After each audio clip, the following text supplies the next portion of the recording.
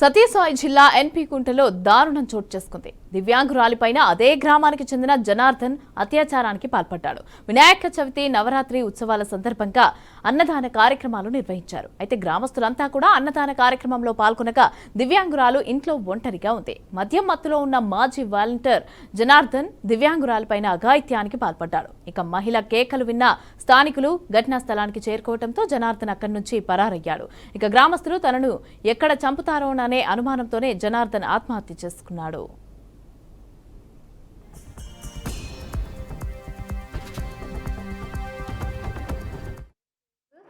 Rape on disabled child తన తండ్రి ఇచ్చిన కంప్లైంట్ మేరకు కేసు రిజిస్టర్ చేయడం జరిగింది. ప్రతి సందర్భంగా ఉత్సవాల్లో అందరూ పార్టిసిపేట్ చేస్తూ అన్నదానం కార్యక్రమంలో ఉండగా ఈ విక్టిమ్ ఎవరైతే ఉన్నారో ఆ అమ్మాయి ఇంకొంతమంది పిల్లలు దేవుడి దగ్గర విగ్రహం ముందర ఆడుకుంటుంటే మనకి ఈ కేసులో అక్యూజ్డ్ అయిన అతను ఆ అమ్మాయిని బలవంతంగా లాక్కెళ్ళి పక్కనే ఉన్న చెట్ల పొదల్లో ఆ అమ్మాయి పైన అత్యాచారం చేయడం జరిగింది.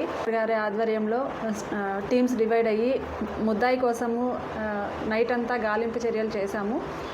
మాకు ఈరోజు ఎర్లీ మార్నింగ్ ముద్దాయి యొక్క తల్లి ద్వారా మాకు ఇన్ఫర్మేషన్ వచ్చింది ఏంటంటే ముద్దాయి తన ఊరిలోనే సారగుండ్లపల్లి విలేజ్లోనే అండర్ కన్స్ట్రక్షన్లో ఉన్న బిల్డింగ్లో కిచెన్లో పైన కొక్కీకి తాడుతో ఉరి వేసుకొని చనిపోవడం జరిగింది.